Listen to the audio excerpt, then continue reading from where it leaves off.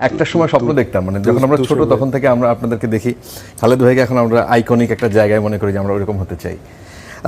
খালেদ ভাই, আপনি প্রত্যেকটা নির্বাচন, বিশেষ করে নির্বাচনের সময় আপনি দেশের বাইরে থাকলেও বাংলাদেশে অ্যাটলিস্ট আসার চেষ্টা করেন, একদম কাছ থেকে দেখার চেষ্টা করেন। ইনফ্যাক্ট আমরা এই যে লাস্ট 2024-এর যে বিতর্কিত নির্বাচন ছিল সেই সময়, এবং আপনি খুব বোল্ডলি এই নির্বাচন কাভার করেছেন বলতে বড় বড় মানুষের ইন্টারভিউ করেছেন, ইনক্লুডিং নির্বাচন কমিশন। তো তারপরে 26-এর নির্বাচন নিয়ে এক ধরনের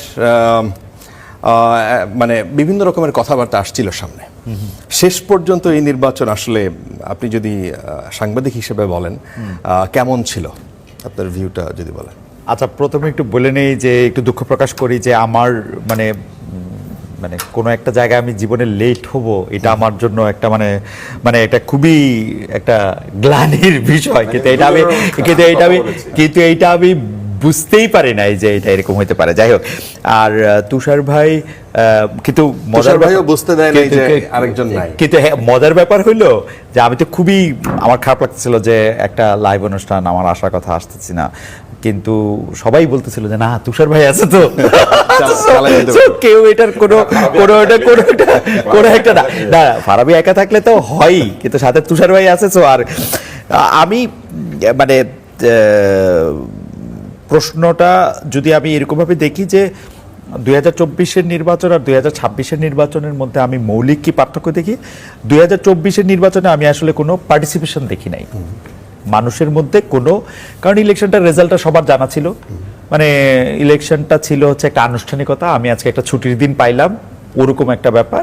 আওয়ামী লীগের লোকজন যারা একটু পরিচিত তারা ওইখানে এটিতে গেছে, ভোট কেন্দ্রতে গেছে, কিছু লোককে নিয়ে আসা হয়েছে যারা ভোট কেন্দ্রে অনেক সময় পয়সার বিনিময়ে আসে, ওরকম মানে ওরকমই মনে হয়েছে। আমি কোনো কিন্তু এইবার কিন্তু আমি সকালবেলা 2 ঘন্টা 5% বা 6%-এর মতো ভোট পড়তে দিয়েছি তো সবাই, কিন্তু জিনিসটা হইলো যারা গেছে তারা প্রাণ নিয়ে গেছে।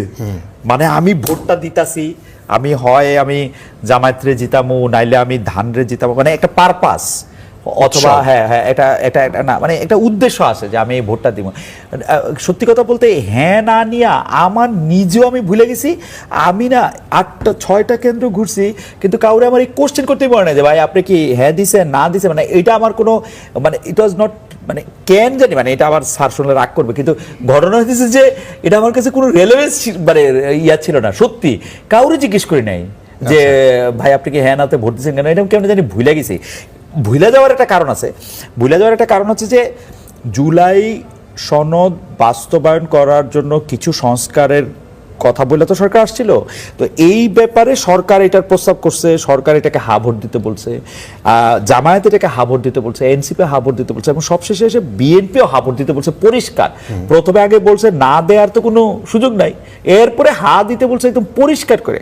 তো এই 4টা মানে সরকার, বিএনপি, জামায়াত, এনসিপি সবাই মিলে যদি হ্যাঁ ভোট দিতে বলে, তাহলে তো এটা নিয়ে আসলে ওই 2024 নির্বাচন কমিশন কিন্তু এক পর্যায়ে এসে বলছে যে সরকার এটা বলতে পারে না, সুতরাং সরকারি কোনো কর্মকর্তা তারা এটা প্রচারের জন্য ব্যবস্থা নিতে পারে না। হ্যাঁ, নির্বাচন কমিশনতে কি পরিমাণ মানে এরা যে কি মানে আমার মাঝে মাঝে মনে হয় কি ফারাবি আমরা একটা প্যারালাল ওয়ার্ল্ডে থাকি। মানে নারী ও শিশু মন্ত্রণালয় একজন চলচ্চিত্র পরিচালকের দিয়া গান বানায় ফেললো, হ্যাঁ ভোট দেন, হ্যাঁ ভোট দেন, হ্যাঁ ভোট দিলে কি হইব না হইব এগুলির কথা বলে টিলা। এর কয়দিন প্রত্যেকটা সরকারি কর্মকর্তার মানে প্রত্যেকটা তো আর কমু না আমি মানে মানে অধিকাংশগুলির ডাইকা বলা হইলো যে তোমরা মাঠে মাঠে গিয়া কেন হ্যাঁ ভোট দিতে হবে এগুলিকে বইলা আসো। আর হঠাৎ করে নির্বাচন কমিশন না সরকার এগুলি করতে পারে না, সরকার এগুলি করবে না, মানে কি আমি বুঝি না। কিন্তু আমি এটা দেখছি যে হ্যাঁ ভোট দেওয়ার ব্যাপারে BNP at the end of the day যে যেটাই বলুক, সরকার বলছে, সরকার তো সংস্কারটা করছে, সরকারের তো বেবি এটা। তো সরকার বলছে, তারপরে জামাত বলছে, এনসিপি বলছে, এনসিপি ওই জুলাই সনদে স্বাক্ষর না করলেও হ্যাঁ ভোট দিতে বলছে। হ্যাঁ ভোট দিলে এই জুলাইয়ের কোনো আকাঙ্ক্ষা বাস্তবায়ন করা যাবে না, এই ব্যাপারটা তারা পরিষ্কার করছে। বড় আমি যদি মানে জুলাইয়ের স্টেক হোল্ডার হিসেবে এনসিপির বড় দল হিসেবে এখানে রাখি, কিন্তু জামায়াত এবং বিএনপি কিন্তু স্পষ্ট, মানে বিএনপিও পরে স্পষ্ট তারা বলছে যে তারা এটার মধ্যে আছে, সুতরাং এটা হ্যাঁ ভোট দেন। তো সেই জন্য এটা নিয়ে আমার এটার ফল নিয়ে আমার কোনো চিন্তা ছিল না, এবং কারোর মধ্যে কোনো উত্তেজনা ছিল না, কারণ এটা পাস। আচ্ছা, এটা একটা পাস আগে অটো পাস ছিল, অটো পাস কিটাও জানি না, কিন্তু এটা পাস। আপনার মতে অটো পাস ছিল। আপনি এটা নিয়ে একটা স্ট্যাটাস দিয়েছিলেন, সেই স্ট্যাটাসে আপনি লিখেছেন যে গণভোটে হ্যাঁ এবং না মিলে মোট 3,25,00,000 ওইটা তো একটা ভোট মজা। পড়েছে। এবার আমি বলি ঘটনাটা, এটা হচ্ছে কি জানেন, এটা ছিল ওই প্রেস উইং এর জন্য একটা ট্র্যাপ, মানে এটা একটা বুবি ট্র্যাপ। কেন আমি আপনাকে বলি, এরা করে কি, এরা কিছু কিছু বিশেষ লোকের স্ট্যাটাসের দিকে তাকিয়ে থাকে। এইটা অন্য লোকেরা দিয়েছে, আমি এটা কপি করে এখানে পেস্ট করেছি, ফলে ওদের উচিত ছিল যারা প্রথমে এটা কিন্তু এটা তো দিয়েছে। একটা ভুল তথ্য। না, ভুল তথ্য তাতে কি, আমার কিছু আসা যায় না। এই ভুল তথ্যের বিরুদ্ধে প্রেস উইং কথা বলে না, প্রেস উইং খুঁজে বের করে আব্দুল নূর তুষার কি বলেছে। প্রেস উইং এর সমস্যা এটা, আনিস আলমগীরকে খুঁজে, আব্দুল নূর তুষারকে কিন্তু খুঁজে। আপনি যদি- আমি আপনাকে একটা কথা বলি, এই প্রেস উইং যখন পিনাকি ভট্টাচার্য রইল বাকি 3 রইল বাকি 2 বলে স্ট্যাটাস দিচ্ছে, এই প্রেস উইং বলে নাই যে এটা যে বিদ্বেষ ছড়ানো, এটা যে কোনো ব্যক্তির অধিকারকে ক্ষুণ্ণ করা। তখন প্রেস উইং কোথায় ছিল, কোন জায়গায় ছিল প্রেস উইং? প্রেস উইং দেখে নাই যে বাংলাদেশের লোকজনের ঘর পোড়াইতে বলা হচ্ছে? আচ্ছা, সেটা প্রেস উইং, কিন্তু সেটা সাধারণ press মানুষের wing। কাছে আপনি কিন্তু সাধারণ মানুষের- না, না। আপনি কিন্তু শোনেন, আব্দুল নূর তুষার না, না, সাধারণ শোনেন। মানুষের কাছে ও, আপনাকে অনেকে ফলো করে, পছন্দ করে, হ্যাঁ। এবং আপনি একটা তথ্য দিলে সেটাকে মানুষ সঠিক হিসেবে ধরে নেয়, অথেন্টিক হিসেবে ধরে নেয়। হ্যাঁ, ফাইন। এবার আমি আপনাকে উত্তর দেই। প্রফেসর ডক্টর মোহাম্মদ ইউনূসের চেয়ে তো আমাকে লোকজন বেশি ভালোবাসে না, বাসে? উনি বলে, বাঁচতে পারে, আপনি কিভাবে সেটা নিশ্চিত? না আমি জানি না। ওনাকে তো ভোট দিয়ে মানুষ বসার নাই। না, ওনাকে তো প্রধান উপদেষ্টা বানায়। না, কিন্তু ভোট দিয়ে তো মানুষ বসার নাই, কোনো ম্যান্ডেট দিয়ে তো বসার নাই। আমাকে ভোট দিয়েছে? না, আপনাকে পছন্দ করে, আপনি ছোটবেলা থেকে ও, আপনাকে আপনি hero। পছন্দ করেন দেখি, আচ্ছা। এটাই হচ্ছে সমস্যা। প্রফেসর মোহাম্মদ ইউনূস বলেন নাই মন খুলে সমালোচনা করবেন, তাহলে ওনাকে সমালোচনা করার জন্য লোকজন কারাগারে গিয়েছে কেন? সংবিধান নিয়ে গল্প করতে গিয়েছে কিছু লোক, তারা কারাগারে গিয়েছে কেন? জি।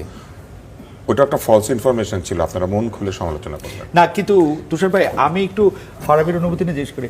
এই, মানে সাংবাদিকটা আনিস ভাই কি কারাগারে গেছে প্রধান উপদেষ্টার সমালোচনা করে কেন? হ্যাঁ, উনি প্রধান উপদেষ্টা না না না না, উনি নেহারিনা পায়া খায়া তারপরে গেছে। আসেন, এই যে আপনি এখন মজা করছেন আমার মতোই, এই this is the problem with brothers. হ্যাঁ।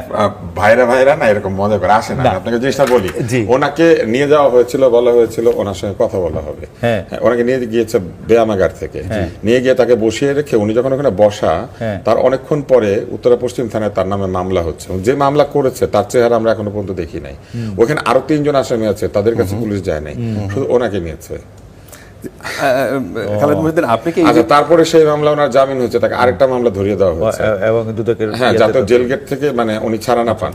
হ্যাঁ, এখন আপনি আমাকে বলেন, মন খুলে সমালোচনা করতে বলার পরে মানুষ সংবিধান নিয়ে আলোচনা করতে গেল, মব সেখানে ঢুকে গেল, সেই মব যে ঢুকলো সেই মবের একজনকেও পুলিশ নিয়ে গেল না। মব সন্ত্রাসে আক্রান্ত হয়ে পুলিশকে ফোন করার পরে পুলিশ এসে যারা ফোন করেছিল তাদেরকে ধরে নিয়ে গেল, এবং নিয়ে যাওয়ার পরে তাদের বিরুদ্ধে মামলা হলো সন্ত্রাস বিরোধী আইনে। অথচ সন্ত্রাস করেছিল কিন্তু মব। না, কিন্তু আমি জানি না, আমি এটা নিয়ে ইয়ে করতে চাই না, কিন্তু উনার মধ্যে কি মানে উপহাস পরিহাস এগুলি ছিল না? মানে কেন, আমি এখনো আসলে ধরতে পারি না, মানে এই জিনিসটা ওনার কি? মধ্যে যাই থাকুক, হ্যাঁ, এটারও জবাবদার, ওনার মধ্যে যাই থাকুক, এটা তো আসলে ওনার বিরুদ্ধে প্রথম যে মামলাটা করা হয়েছিল জি। সেই মামলাটা সম্পূর্ণ অবাস্তব। আচ্ছা আচ্ছা আচ্ছা আচ্ছা, সেটা একটা শেখ হাসিনার সময়টাতে সরকার বিভিন্ন সংস্থা থেকে, যেভাবে আপনিও বাংলাদেশে ওই সময়ে অনেকটা সময় সাংবাদিকতার সাথে পুরোপুরি জড়িত ছিলেন, সরকারের পক্ষ থেকে, এজেন্সির পক্ষ থেকে বিভিন্ন রকমের চোথা সাপ্লাই দেওয়া হতো, এবং এটা 2014 পর থেকে সম্ভবত বেড়েছিল। সেই জায়গা থেকে সাংবাদিকতা একটা সুনির্দিষ্ট ছকের মধ্যে বাধা ছিল বলে অনেকেই মনে করেন, এবং আপনিও কোনো কোনো জায়গায় বলেছেন এটা, যে হ্যাঁ, সাংবাদিকতার এক রকমের খারাপ দিক আপনি দেখেছেন, এবং এক পর্যায়ে আমি জানি না, হয়তো আপনি প্রেশার ফিল করে অথবা কোনো না কোনো কারণে আপনি দেশের বাইরে চলে গেলেন, সেটা অনেক বাংলাদেশের অনেক মানুষের মন খারাপ হয়েছিল, কিন্তু আপনি গেলেন। আপনার কি এখন মনে হয়েছে যে শেখ হাসিনা চলে যাওয়ার পর এই 18টা মাস ইউনূস সরকার যখন দায়িত্ব নেয়, তারপর থেকে তারা প্রেসের ফ্রিডমের ক্ষেত্রে বিশেষ করে খুব মানে কোনো নিয়ন্ত্রণ আরোপ করে নাই? আচ্ছা, আমি এটা দুই ভাগে দেখি। প্রথম কথা হচ্ছে যে শেখ হাসিনার সময় নিয়ন্ত্রণটা অনেক ক্ষেত্রেই সাংবাদিকদের স্ব-আরোপিত ছিল। স্ব-আরোপিত বলতে যে উনি মনে করতেন যে আমার এইটাই করা উচিত, আদারওয়াইজ দেশের মধ্যে এই হয়ে যাবে, দেশের মধ্যে সেই হয়ে যাবে। তারা শেখ হাসিনার এবং পারলে বিকল্প দেখান এক ধরনের কথাবার্তা বলে যে না, আমাদের তো আর বিকল্প না, আমরা আর কি করবো, এটার মধ্যে এরকমই হইতে হবে। এইটা করে তারা এক ধরনের সান্ত্বনা পাইতেন, এবং এই সান্ত্বনার পুরস্কারও তারা পাইতেন নানা সময়। কখনো বিদেশ যাইতেন, কখনো হচ্ছে আরো অন্যান্য উপহার পাইতেন। ওইটার ক্ষেত্রে আমার কাছে মনে হয় যে অনেকটাই স্ব-আরোপিত। আর কিছু কিছু জায়গায় কিছু কিছু জায়গায় আমার মনে হইতো যে কিছু হুমকি, কিছু ধামকি, কিছু জেল, কিছু জরিমানা, কিছু মৃত্যু, কিছু হত্যা, কিছু গুম আছে। আপনাদের মনে থাকবে মুশতাক ভাইয়ের কথা। তো মুশতাক ভাইয়ের কি আর মানে মানে এমন কি ভয়ঙ্কর কথা লিখছে যে তাকে আসলে 8 মাস 10 মাস কারাগারে থাকতে হবে।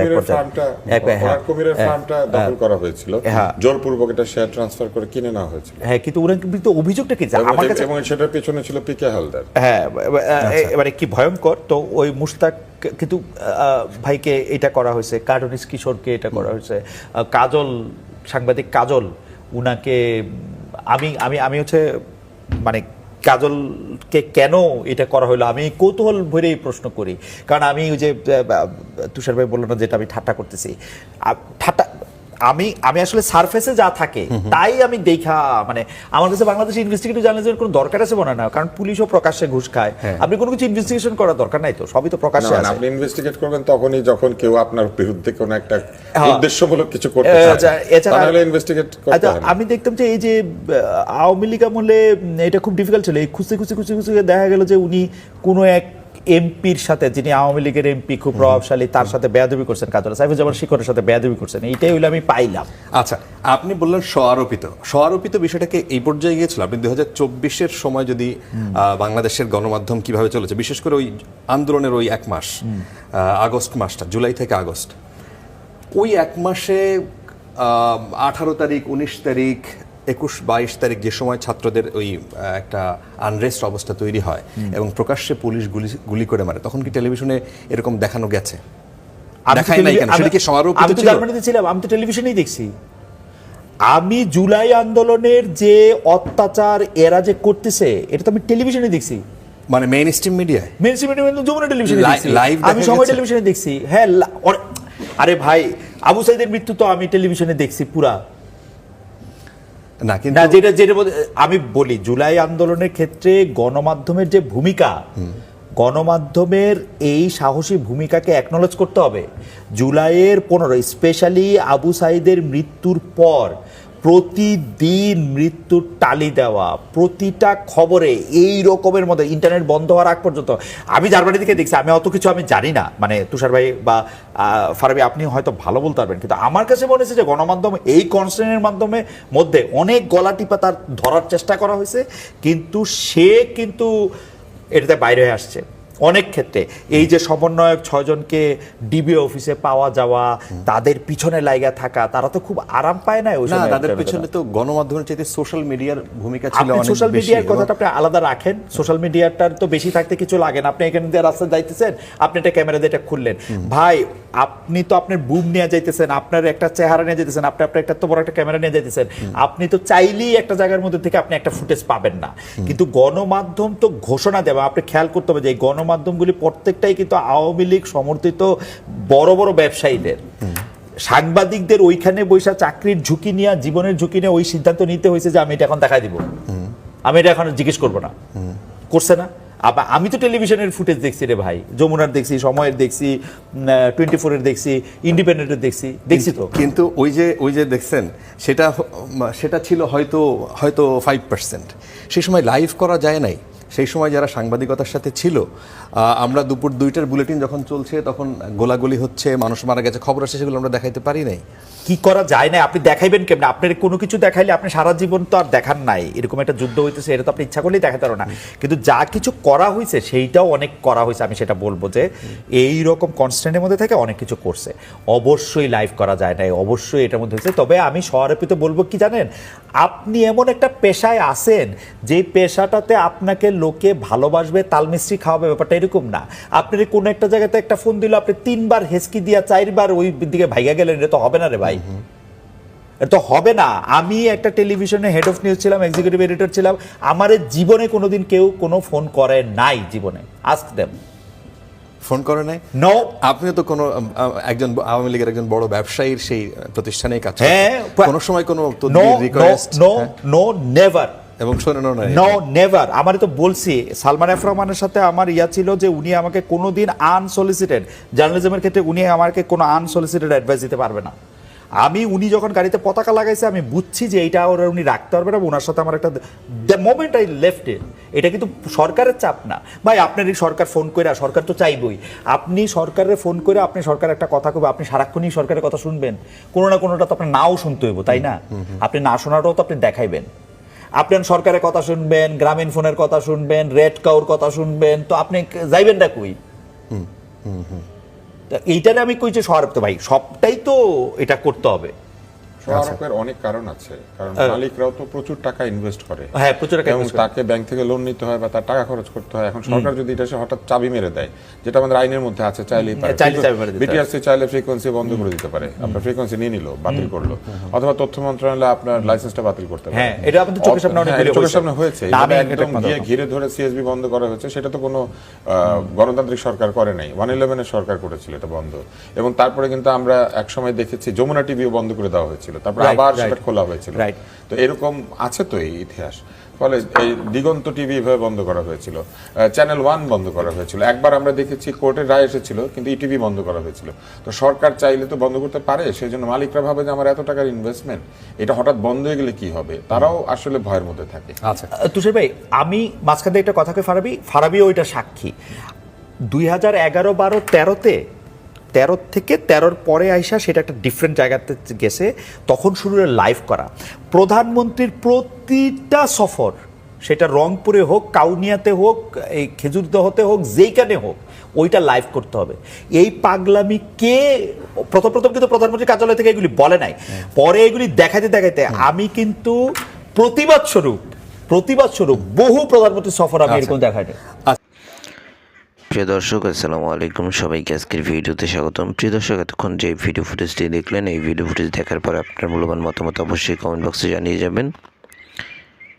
প্রিয় দর্শক, যেই বক্তব্যটি আপনাদের কাছে শেয়ার করলেন খালেদ মহিউদ্দিন, সেই বক্তব্য আপনাদের কাছে কেমন লাগছে সেটি অবশ্যই কমেন্ট বক্সে জানাবেন। প্রিয় দর্শক, আজকের এই ভিডিওতে খালেদ মহিউদ্দিন সাহেব কিন্তু বিভিন্ন ধরনের আলোচনা সমালোচনা করেছেন ডক্টর ইউনূস সম্বন্ধে এবং তারেক রহমান সম্বন্ধে, বিএনপি জামাত সহ সকল দল সম্পর্কে কিছু মন্তব্য উনি করেছেন। এই মন্তব্যগুলি আপনাদের কাছে কতটা যৌক্তিক মনে হয়েছে সেটি অবশ্যই কমেন্ট বক্সে জানিয়ে যাবেন। দর্শক, আজকের মতো এখানে শেষ করলাম, আবার দেখা হবে নতুন কোনো ভিডিওতে। সেই পর্যন্ত ভালো থাকবেন, সুস্থ থাকবেন। যারা এখনও আমাদের এই ইউটিউব চ্যানেলটিকে সাবস্ক্রাইব না করছেন, একটি সাবস্ক্রাইব করে দেবেন, যাতে করে পরবর্তী ভিডিও আপলোড করার সাথে সাথে আপনার কাছে একটি নোটিফিকেশন চলে যায়, আপনি সবার আগে আমাদের এই ভিডিওটি দেখতে পারেন। ভালো থাকবেন, সুস্থ থাকবেন, আল্লাহ হাফেজ।